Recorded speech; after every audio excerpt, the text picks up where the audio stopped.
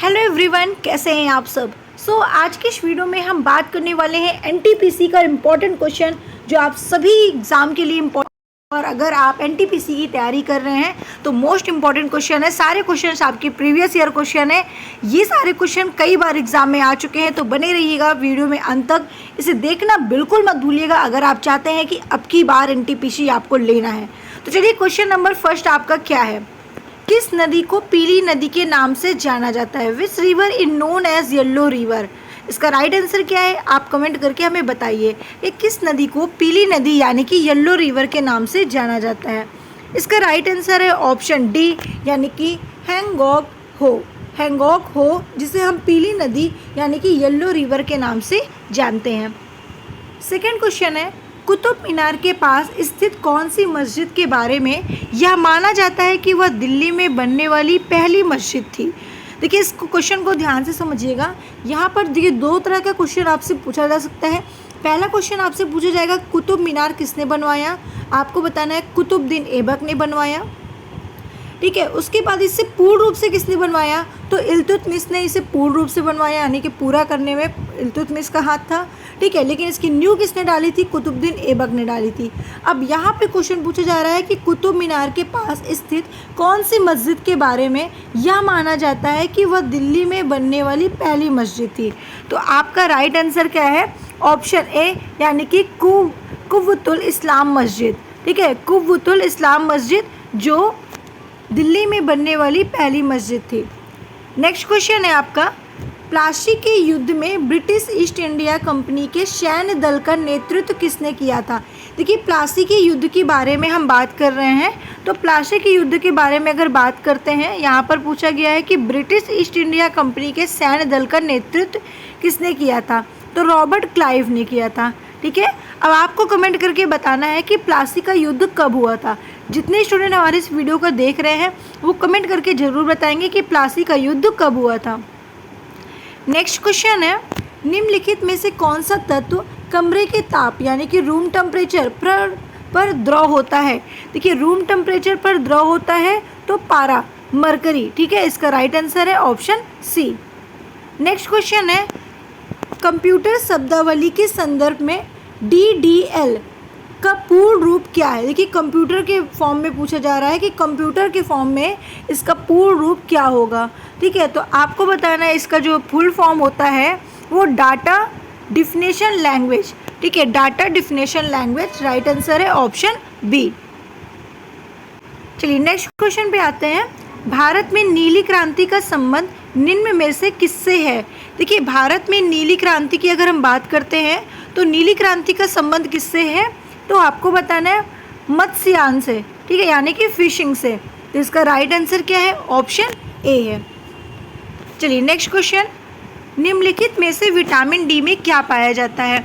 देखिए, vitamin D की अगर हम बात करते हैं तो विटामिन डी में क्या पाया जाता है, कैल्सीफेरॉल। ठीक है, इसमें देखिए क्वेश्चन यहाँ पर गलत पूछा है। यहाँ पर क्वेश्चन होना चाहिए कि विटामिन डी का रासायनिक नाम क्या है, तो आपको बताना है कैल्सीफेरॉल है। ठीक है, क्या पाया जाता है ये नहीं। ठीक है, क्वेश्चन यहाँ पे रॉन्ग टाइप है। तो विटामिन डी का जो रासायनिक नाम यानी कि केमिकल नेम जो है वो कैल्सीफेरॉल है। विटामिन ए का रासायनिक नाम क्या होता है, तो ए का जो होता है वो रेटिनॉल होता है। बी की बात करें तो B12। ठीक है, B12 का रासायनिक नाम यानी केमिकल नेम क्या होता है, तो B12 का ये फोलिक एसिड है। ठीक है, याद रखिएगा, वेरी इंपॉर्टेंट है। स्कर्बिक एसिड किसका है, तो विटामिन सी। ठीक है, विटामिन सी का स्कर्बिक एसिड। ठीक है, देखिए याद रखिएगा, यहाँ से क्वेश्चन कई सारे बनते हैं और अक्सर विटामिन से क्वेश्चन भी पूछे जाते हैं। Vitamin A retinol. Vitamin B की बात करें अगर हम लोग, तो विटामिन बी का जो रासायनिक नाम होता है वो है थायमीन, और सी स्कर्बिक, डी कैल्सीफेरॉल। ठीक है, और अगर हम ई की बात करें और के की बात करें तो ई का आपको याद रखना है टोकोफेरॉल। ठीक है, क्या होगा भाई, टोकोफेरॉल होगा।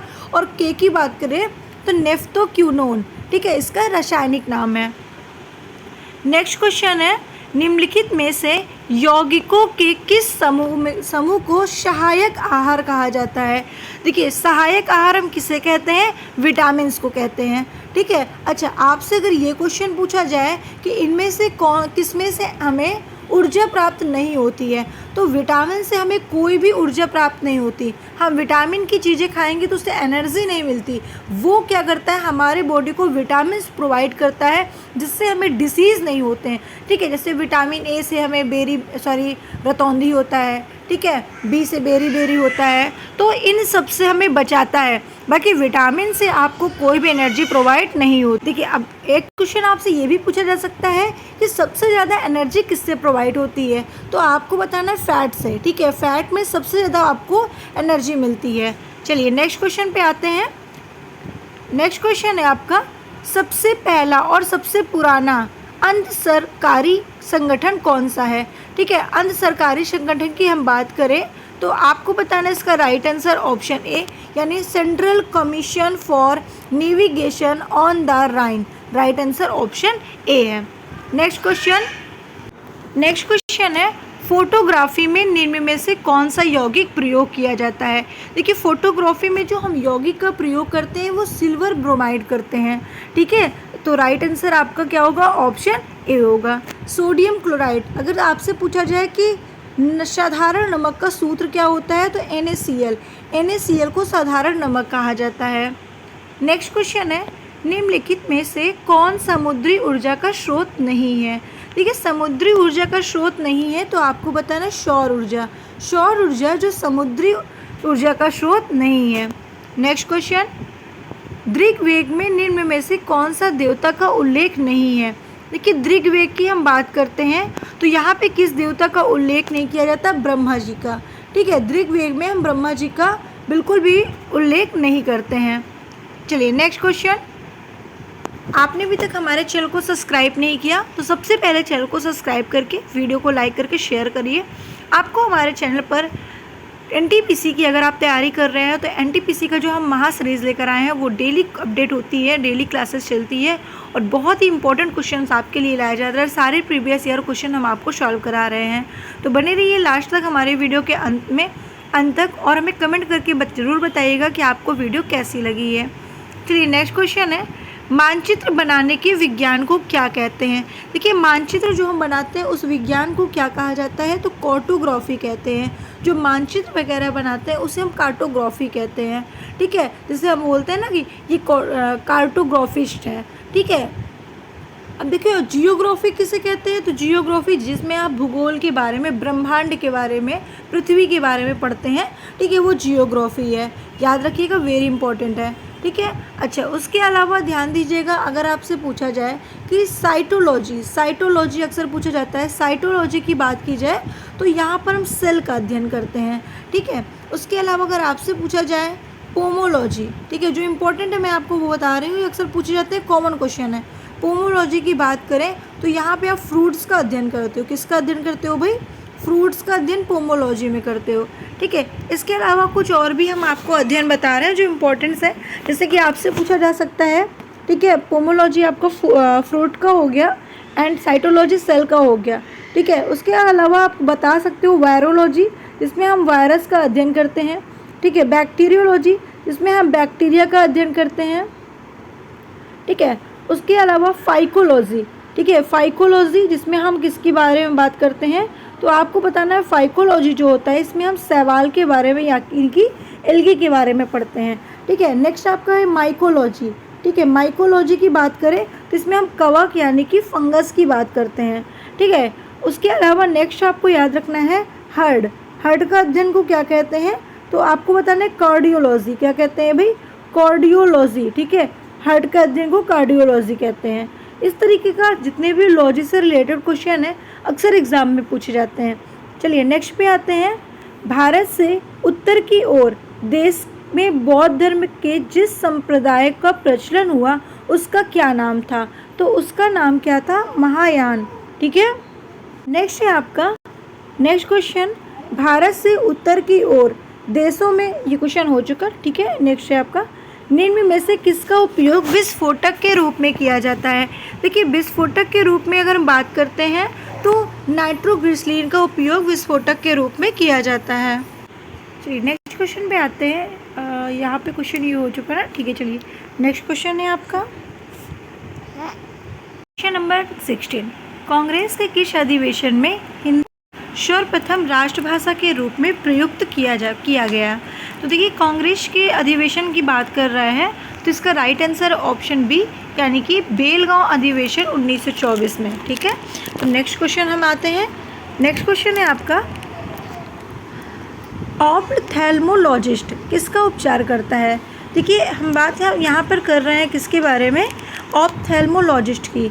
तो ये किसका उपचार करता है? आँखों का करता है। ठीक है, यानी कि ये आँख के जो डॉक्टर होते हैं उन्हें हम लोग बोलते हैं एप्थेल्मोलॉजिस्ट। ठीक है, जिस तरीके से जैसे आपने सुना होगा, जैसे हम बोलते हैं ना, ये कार्डियोलॉजिस्ट हैं, जो हार्ट के डॉक्टर होते हैं उन्हें कार्डियोलॉजिस्ट कहा जाता है। ठीक है, दांत के डॉक्टर है तो डेंटोलॉजिस्ट कहा जाता है। वैसे ही आँख के जो डॉक्टर होते हैं उनको हम क्या बोलते हैं? ऑप्थेल्मोलॉजिस्ट कहते हैं। नेक्स्ट है आपका, विसंक्रमण के बाद जल में उपलब्ध क्लोरीन की मात्रा को कहते हैं?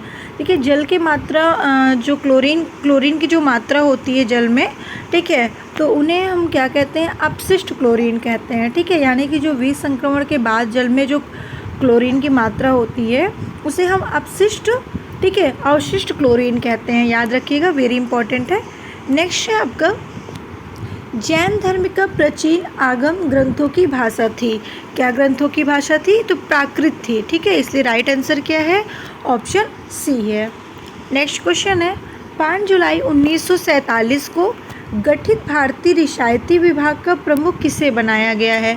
तो भाई अगर हम यहाँ पर बात करते हैं रियायती विभाग के प्रमुख की, तो सरदार वल्लभ भाई पटेल को बनाया गया था 1947 को गठित। ठीक है, यानी कि 5 जुलाई 1947 को भारतीय रियायती विभाग का जो प्रमुख बनाया गया था वो सरदार वल्लभ भाई पटेल को बनाया गया था। नेक्स्ट क्वेश्चन है, कालिदास की रचना मेघदूत में गुप्तकालीन कौन से नगर का वर्णन मिलता है? तो कौन से नगर का वर्णन मिलता है? तो उज्जैनी। ठीक है, उज्जैनी का वर्णन मिलता है, इसलिए राइट आंसर इसका क्या होगा? ऑप्शन ए होगा। नेक्स्ट है, अंतर्राष्ट्रीय शांति दिवस कब मनाया जाता है? देखिए शांति दिवस की हम बात कर रहे हैं, यानी कि इंटरनेशनल डे ऑफ प्लेस की बात कर रहे हैं। तो इंटरनेशनल डे ऑफ प्लेस की अगर बात होती है तो 21 सितंबर। ठीक है, राइट आंसर आपका ऑप्शन सी है। नेक्स्ट है, मांडू किस राज्य का प्रसिद्ध त्यौहार है? देखिए मांडू की हम बात करें, मांडू किस राज्य का प्रसिद्ध त्यौहार होता है? तो मध्य प्रदेश का होता है, इसलिए right answer option B. Next, राष्ट्रीय महिला आयोग का गठन किस वर्ष किया गया था? देखिए यहाँ पर पूछा जा रहा है राष्ट्रीय महिला आयोग के बारे में, तो 1952 में राष्ट्रीय महिला आयोग का गठन किया गया है। नेक्स्ट क्वेश्चन है, नेताजी सुभाष चंद्र बोस को किस वर्ष भारत रत्न से सम्मानित किया गया है? देखिए सुभाष चंद्र बोस की बात करते हैं अगर हम, तो 1952 में, ठीक है, इन्हें नेताजी के नाम से भी जाना जाता है। और सुभाष चंद्र बोस को भारत रत्न से जो सम्मानित किया गया था वो 1992 में सम्मानित किया गया था। नेक्स्ट क्वेश्चन, कौन सा अनुच्छेद संसद के 2 अधिवेशनों के बीच 6 माह के अंतराल की अनिवार्यता का उल्लेख करता है? ठीक है, तो अनुच्छेद कौन सा है? 85 है, इसलिए राइट आंसर भी ऑप्शन डी है। नेक्स्ट क्वेश्चन, एक मुक्त रूप से लटका हुआ चुंबक हमेशा दिशा में संरेखित होता है। देखिए एक मुक्त रूप से लटका हुआ चुंबक की बात कर रहे हैं हम, तो चुंबक की बात करो तो उत्तर दक्षिण, नॉर्थ साउथ। ठीक है, इसलिए राइट आंसर ऑप्शन ए। नेक्स्ट, अफ्रीका की निम्नलिखित में से कौन सी नदी जो मकर रेखा को 2 बार काटती है? तो भाई यहाँ पे अफ्रीका के बारे में बात कर रहे हैं कि अफ्रीका की नदी है जो मकर रेखा को 2 बार काटती है। तो कौन सी नदी है? तो आपको बताना है लिम्पोपो नदी। ठीक है, लिम्पोपो नदी है जो मकर रेखा को 2 बार काटती है और अफ्रीका में है। नेक्स्ट है, सर्वप्रथम राष्ट्रपति शासन का प्रयोग किस वर्ष किया गया है? तो राष्ट्रपति शासन का प्रयोग 1951 में किया गया है, इसलिए राइट आंसर आपका ऑप्शन बी है। नेक्स्ट है, लास्ट क्वेश्चन है, उच्च न्यायालय के न्यायाधीशों की पेंशन किस पर भारित है? तो भाई किस पर भारित है आपको बताना है। ऑप्शन बी, भारत की संचित निधि पर, इसलिए राइट आंसर ऑप्शन बी है। वीडियो कैसी लगी हमें कमेंट करके ज़रूर बताइएगा। ये सारे क्वेश्चन काफ़ी इंपॉर्टेंट है, सारे प्रीवियस ईयर क्वेश्चन है। हम आपके लिए ऐसी ही सीरीज़ लेकर आएंगे, तो चैनल को सब्सक्राइब करके रखिए और बेल आइकन का बटन दबाना बिल्कुल मत भूलिएगा, क्योंकि जैसे ही वीडियो वीडियो अपलोड होती है वैसे ही आपके पास नोटिफिकेशन आ जाएगा और सबसे पहले आपको ही देखना है।